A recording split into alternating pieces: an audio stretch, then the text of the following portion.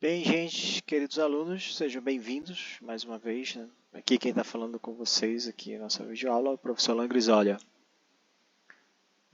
Nessa aula, a gente vai dar sequência aqui na farmacocinética, falando aqui o que seria a última etapa farmacocinética, que é a eliminação, a depuração de fármacos. Aqui está falando a eliminação e depuração de fármacos pelos rins, dando destaque, né, que o rim é o principal órgão depurador de fármacos, eliminador de fármacos, mas ele também sai por outras vias. Tá? Bem, a eliminação de fármacos no organismo requer que a substância seja suficientemente polar. A gente viu no vídeo, né, na aula passada, quando a gente falou de biotransformação, o objetivo da biotransformação é justamente tornar a molécula mais polar possível. Então ela tem que ser suficientemente polar para que ela seja excretada, para que a excreção seja eficiente. Né? Vai lembrar que a urina, a maior parte da urina é formada por água. Então ela precisa estar ali dissolvida na água. A remoção do fármaco ocorre por meio de numerosas vias, sendo a mais importante os rins, na urina.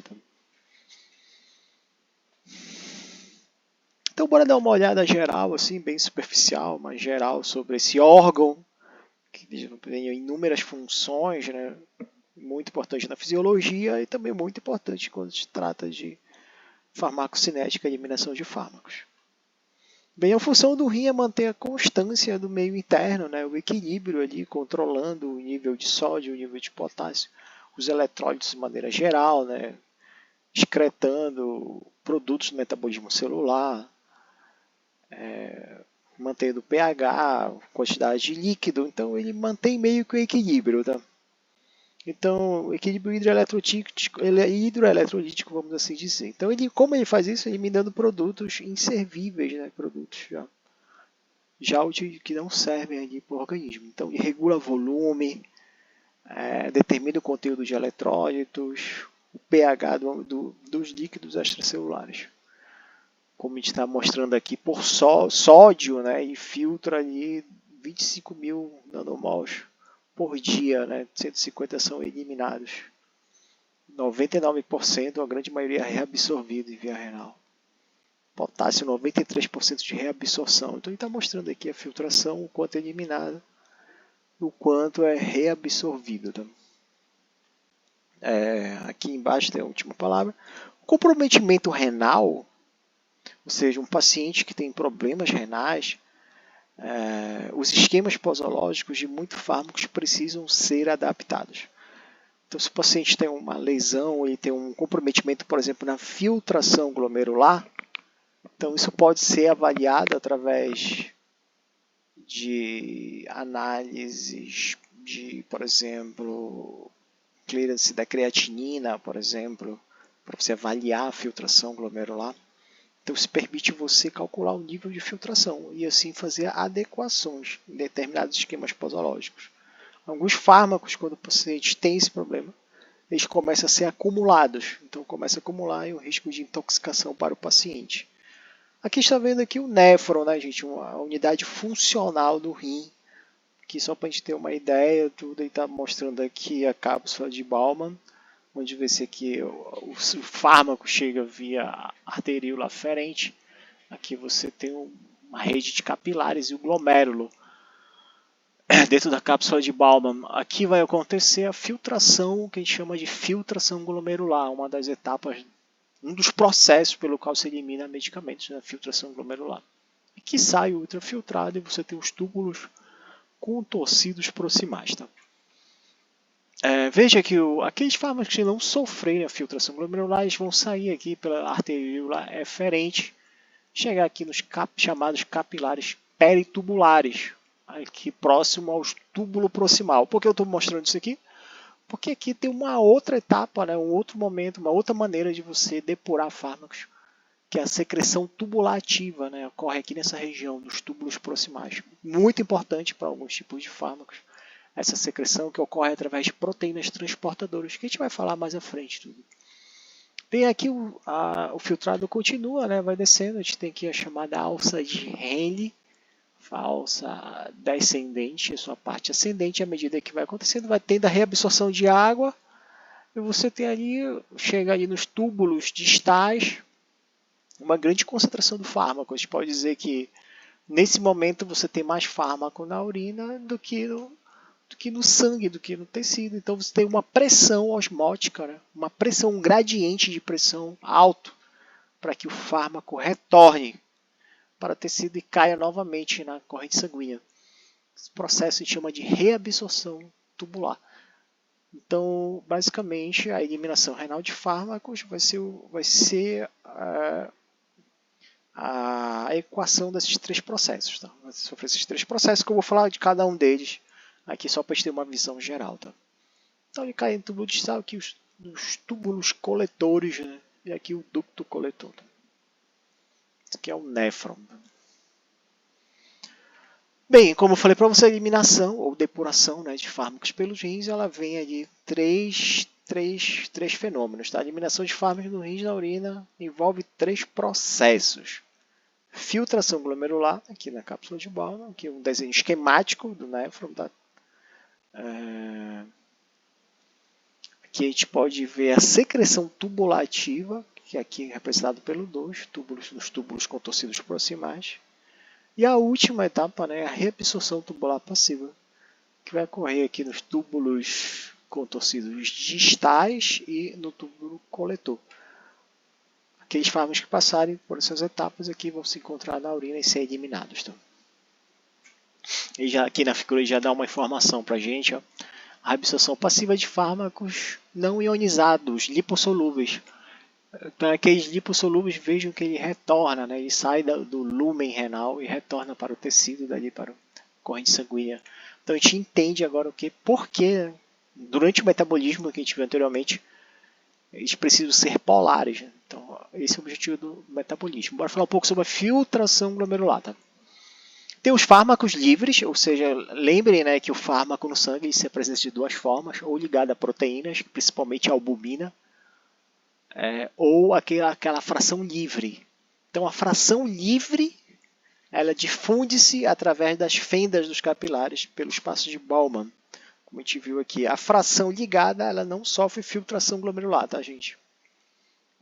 Características como lipossolubilidade e pH, né? Então se ele está ionizado ou não está ionizado, não influenciam a passagem do fármaco para o filtrado glomerular. Então, filtração glomerular, polaridade do fármaco não importa. Tá? A velocidade de filtração glomerular e a ligação do fármaco às proteínas plasmáticas pode afetar esse processo. Então, quanto maior o débito cardíaco, por exemplo, maior a chegada de sangue, mais filtração vai acontecer. Então, isso pode acelerar, por exemplo, a filtração glomerular. E a taxa de ligação, né? Se ele está extensamente ligado a proteínas, ele vai sofrer pouco esse processo. Tá? Se ele tem pouca taxa de ligação, aí está mais sujeito a ser filtrado. Bem, os capilares glomerulares possibilitam que moléculas de fármacos com peso molecular abaixo de 20 kDa se difundam para o filtrado glomerular. Então, se o fármaco for muito grande, né, muito pesado, acima de 20 kDa, ele não sofre a filtração glomerular, tá, gente? Esses capilares são quase completamente permeáveis à albumina plasmática, cujo peso molecular é de aproximadamente 68 kDa. Mas a maioria dos fármacos, né, são com exceção da heparina, né, que é uma macromolécula, a maioria dos fármacos sofrem, né? A gente viu que na absorção, na distribuição, se precisa que o fármaco seja uma molécula pequena. Então, na maioria dos casos, os fármacos são moléculas pequenas com menos de 20 kDa.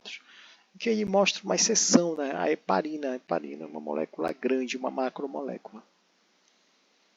O fármaco que não sofreu o processo de filtração glomerular, gente, ele pode estar sujeito a uma segunda maneira de eliminação, tá? Que é a secreção tubulativa. Então ele chega ali no glomérulo, como a gente vê aqui na imagem, pela arteríola eferente. Se ele não foi filtrado, ele sai pela arteríola aferente e chega até o capilar peritubular, ali próximo aos túbulos contorcidos proximais. Como a gente pode ver aqui, as setinhas, né, aqui, moléculas são reabsorvidas e umas sofrem aqui nessa setinha, né, sai do sangue para o lúmen renal, que a gente vai chamar isso aqui de secreção tubulativa. Tá? Bora ver aqui. É o transporte do fármaco do plasma para o túbulo renal.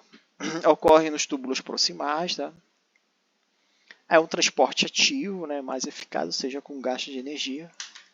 Pode ocorrer contra o gradiente de concentração e requer ATP. Faltam algumas informações aqui, por exemplo, aqui envolve proteínas, tá? Esse transporte aqui envolve proteínas carreadoras. É um transporte saturável, a gente tem que ter isso em cabeça, né? Uma característica.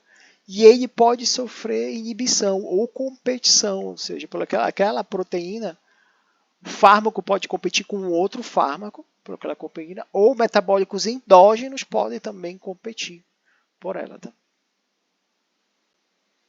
Então, fármacos importantes e substâncias relacionadas secretadas ativamente, né, nos tubos proximal renal com os transportadores OAT e OCT. Então, ele está mostrando aqui os transportadores, né, OAT e os transportadores OCT. Aqui, por exemplo, furosemida é transportada pelos transportadores de ânions, indometacina, metotrexato, olha aqui a penicilina, probemicida. Então, todos esses fármacos são transportados por essa família de transportadores, de proteína transportadoras. O OCT transporta também aqui a dopamina, histamina, mepracrina, morfina, né? Morfina, então, sofre também secreção tubular, né? Então, cada fármaco vai ter aí uma ação, né? vai ser excretado a partir de uma determinada proteína, uma família de proteínas. Os fármacos não transferidos para o lume tubular por dois sistemas de transporte, né? São transferidos por dois sistemas de transporte independentes e relativamente não seletivos. Então, tem os transportadores de ácidos, né, sua forma aniônica, ou seja, os transportadores de ânion orgânicos, bem como muitos outros ácidos endógenos, como aqui transporta, aqui está dando aqui, olha, o ácido úrico, ele sofre, né, secreção tubular ativa, enquanto você tem os transportadores de bases orgânicas, né, na sua forma catiônica, que é o OCT. É interessante falar que ele vai falar aqui, né, que ele, aqui, diferente da filtração glomerular, a ligação a proteínas não impede que sofra o transporte, tá? Transporte ativo, como acontece lá na filtração glomerular. Então, sofre a excreção tubular ativa até os fármacos ligados à albumina. Isso que eu quero falar para vocês. Tá, os transportadores OAT podem mover moléculas com o gradiente eletroquímico, consequentemente reduzindo sua concentração plasmática praticamente a zero. Já os OCTs são ali meio que a favor, né? Então facilita o transporte. Então o OAT pode ser contra com gasto de ATP e o OCT é a favor, tá, do transporte. Como pelo menos 80% dos fármacos chegam ao rim apresentado ao transportador, né, a secreção tubular é um potencial mecanismo mais efetivo para a eliminação renal de fármacos. Principalmente aqueles fármacos que têm alta taxa, gente, de ligação a proteínas plasmáticas. Por exemplo, a penicilina, uma alta taxa de proteínas plasmáticas que não sofrem filtração glomerular, automaticamente eles vão passar a ser secretados via proteínas, né, sobre ou o sistema OAT ou OCTs. Diferentemente da filtração glomerular, a transferência mediada por transportadores pode efetuar a depuração máxima de um fármaco, mesmo quando a maior parte está ligada a proteínas plasmáticas, como eu acabei de falar para vocês. Então ele está mostrando aqui, né, os cotransportadores, aqui alguns aminoácidos, né, e que ele mostrando aqui um gasto de ATP. Aqui está mostrando, gente, como eu falei lá no início, esse processo aí pode ser alvo de interações farmacológicas, ou seja, alguns fármacos inibem a secreção tubular de outros fármacos, ou seja, afetam a eliminação de outros fármacos. O exemplo aqui, talvez mais relevante, aqui é a probemicida. Esse fármaco aqui ele altera a secreção da penicilina. Então, a meia-vida da penicilina se torna maior. Então, ele aumenta a presença da penicilina ali no organismo, né, de maneira significativa. E aqui está dando outros exemplos, né? Não só para o bremicida, olha aqui outros fármacos também alteram a meia-vida desses, da penicilina, azidotimidina e indometacina. Ou seja, a penicilina passa a ter uma meia-vida, passa a ficar mais tempo, ou seja, leva mais tempo para ser eliminada, já que ela está competindo, né, com esses fármacos pela secreção tubular. Aqui outros exemplos, né, verapamil, digoxina, indometacina com furosemida, então aspirina, interfere na eliminação do metotrexato, né? Então significa que todos esses fármacos aqui, então é uma fonte de interação farmacológica, tá? Então todos esses fármacos aqui eles vão ter um aumento dos seus níveis plasmáticos, vão ter uma alteração da sua meia-vida, né? Sua farmacocinética vai ser alterada.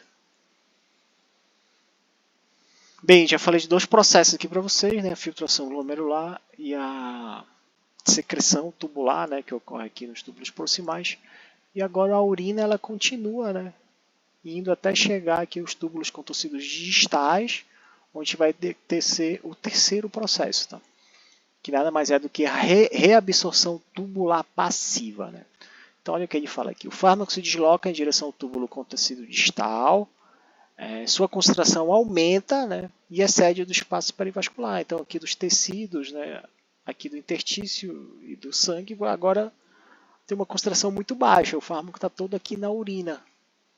Então, se o fármaco, se neutro, ou seja, apolar, ele pode difundir-se para fora do lúmen, retornando à circulação sistêmica, como a gente vê aqui nessa setinha azul. Tá? Então, o fármaco neutro, o fármaco lipofílico, ele é reabsorvido. Então, não adiantou nada ele sofrer filtração glomerular, secreção tubular ativa, e depois ele retorna. Tá? A manipulação do pH da urina para aumentar a forma ionizada do fármaco no lúmen pode ser feita para minimizar a extensão da retrodifusão e assim aumentar a depuração de um fármaco indesejável. Né? É um processo que a gente já até discutiu, né, que é chamado de prisão iônica, que é a ionização do fármaco. Quando ele chega a um determinado compartimento, você encontra um pH ali que vai favorecer a sua ionização. Então isso pode ser usado, né, você manipulando, tornando a urina mais ácida ou mais alcalina, que permite que o fármaco prevaleça naquela forma polar. Aí naquela forma polar ele vai ser eliminado. Aí tem o que a gente chama de clearance renal ou depuração, né, que definida como volume plasmático é quando você quer calcular, né, a taxa de eliminação, bora dizer assim, em função do tempo. Né? Então, definida o que é o clearance, né? É definida como o volume do plasma que contém quantidade de substâncias removido pelo rim numa unidade de tempo. É calculada a partir da concentração plasmática, que a gente chama aqui de CP, bem aqui, olha aqui na fórmula, CP, da concentração urinária do analito, aqui concentração urinária e da velocidade do fluxo urinário. Velocidade do fluxo urinário. Então, a concentração urinária vezes a velocidade dividido pela concentração plasmática. Aí você vai lá e determina o clearance, aqui você vai ter uma unidade de tempo. Então, é uma maneira matemática, né, de você expressar a eliminação de fármacos. Aqui tem uns parâmetros, né, farmacológicos. Ele coloca aqui meia-vida, distribuição, ligação, excreção urinária, quantos por cento é excretado na urina, tá? E aqui a depuração. Vejam que é litros por hora, que é o clearance, como eu falei para vocês. Então aqui você tem o ciclovir 19 litros por hora para uma pessoa de 70 quilos, tá? O ácido acetilsalicílico 39 litros por hora. Então vejam que cada fármaco tem sua característica farmacocinética. Uns são depurados de maneira mais intensa, né, uma quantidade maior, outros uma quantidade menor.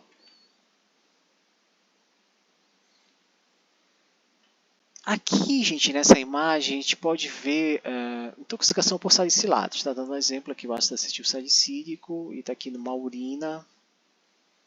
Então você tem aqui a forma não protonada, né, a forma não ionizada dele, que ele estaria presente aqui numa urina ácida. Ou seja, você tem muito hidrogênio, né? Então o ácido salicílico vai estar protonado, porque o hidrogênio vai atacar o ácido. Vai estar protonado e a gente sabe que o ácido protonado está na sua forma não ionizada. Então, os salicilatos ou qualquer fármaco, né, que se comporte como ácido, numa urina ácida, ele vai ser facilmente eliminado. Desculpa, facilmente reabsorvido, porque está não ionizado. Tá? Então, se digamos que eu quero acelerar a eliminação do ácido acetilsalicílico, então para isso eu vou alcalinizar a urina, por exemplo, com bicarbonato de sódio endovenoso. Aí você torna a urina mais alcalina, que aqui no outro túbulo, né, pegada a urina básica. Como aqui a urina está alcalina, o ácido dissocia, né, liberando aqui o seu hidrogênio. Então ele tem aqui a sua forma iônica. Está vendo aqui? Forma iônica. Veja que a forma protonada não iônica ela sofre reabsorção, tá, gente? Então você ioniza, então o AS ou qualquer fármaco ácido na urina alcalina ele vai ionizar e vai aprisionar aqui, gente. Como ele está ionizado, ele não atravessa a membrana, então ele está preso na urina. Ó, não atravessa a membrana, porque ele está ionizado. O que vai acontecer? Ele vai ser eliminado, tá? Por via renal. Então, um fármaco ácido, bora deixar isso bem claro, um fármaco ácido ele é melhor eliminado numa urina alcalina, tá? Numa urina básica. E o contrário acontece com o fármaco básico. No caso do fármaco básico, ele é melhor eliminado numa urina ácida, tá? Então são estratégias que você estabelece. Aí tu tem que saber se aquele fármaco aí se comporta como ácido ou como uma base. E está mostrando aqui a depuração do fenobarbital aqui num cão, né, no cachorro, em função do fluxo urinário. Como o fenobarbital é ácido, né, a alcalinização da urina aumenta a sua eliminação em aproximadamente 5 vezes. Né? Então ele está mostrando aqui o pH se elevando. Então a depuração, né, que é o quanto vai ser filtrado ml por minuto, ela aumenta à medida que você tem ali um aumento do pH, ou seja, uma alcalinização da urina. Aqui mostrando então na urina alcalina os ácidos ficam ionizados, como a gente acabou de ver lá, o ácido acetilsalicílico. Você utiliza o bicarbonato de sódio, por exemplo, intoxicação por barbitúricos ou por qualquer fármaco que seja ácido, e vai ionizar, vai aprisionar na urina e você acelera a sua eliminação. Já na urina ácida, ela vai eliminar melhor que as bases fracas, que vão estar predominantemente na sua forma ionizada. Né? Se utiliza aqui a vitamina C na intoxicação. Aí dá o exemplo aqui, por exemplo, anfetaminas.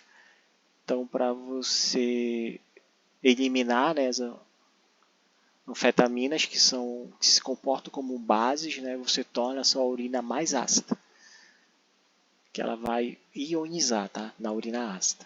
Então, o fármaco básico ioniza na urina ácida e assim ele é eliminado de maneira mais rápida. Fenômeno de aprisionamento iônico. Tá? Então, a gente tem a eliminação do fármaco, ela não ocorre exclusivamente por via renal. Claro, a via renal é o principal, né? Você também tem outras vias, né, que colaboram ali na depuração total, que é a via respiratória, né, para aqueles fármacos extremamente voláteis. Via digestiva, os fármacos também podem sair nas fezes. Saliva, leite materno, secreções aqui, lágrimas. Tudo isso pode eliminar fármacos. Né? Excreção na salina não é uma rota significativa na excreção de fármacos. Lá você encontra fenitoína, lítio, digoxina, salicilatos. Pode proporcionar algum tipo de reação adversa na mucosa oral, né, assim como nos dentes. Basicamente usado para monitorização de fármacos. Né? O suor também é produzido principalmente por glândulas distribuídas na pele. Lá saem anfetaminas, morfina, cocaína, etanol. Detecção de drogas ilegais. Né? No leite materno, aqui é importante a gente entender que a mãe que está amamentando ela não pode tomar qualquer medicamento porque automaticamente vai sair no leite e a criança vai consumir aquele leite. Então ela passa a consumir também o fármaco que está sendo ali, vamos dizer, excretado. Então fármacos são eliminados junto com leite, podendo causar reações adversas no bebê, no lactante. Então você tem heroína, metadona, tetraciclina, diazepam, né? Todos os fármacos podem ser excretados pelo leite. Tá? Então aqueles por via pulmonar, né, substâncias gasosas voláteis, né, como os anestésicos, né, anestésicos inalatórios. Eles entram, né, pelo alvéolo pulmonar e saem, né, por via pulmonar. O etanol, né, que é o teste do bafômetro, tem esse princípio. Tá? Aqui, resumidamente, né, a farmacocinética, a gente tem aqui a administração, a absorção, aqui a eliminação, né, como eu mostrei para vocês, a principal via é a via renal, mas você tem via intestino, fezes, leite, suor, e via respiratória. Tá? Obrigado, gente. Bom estudo para vocês e até a próxima aula.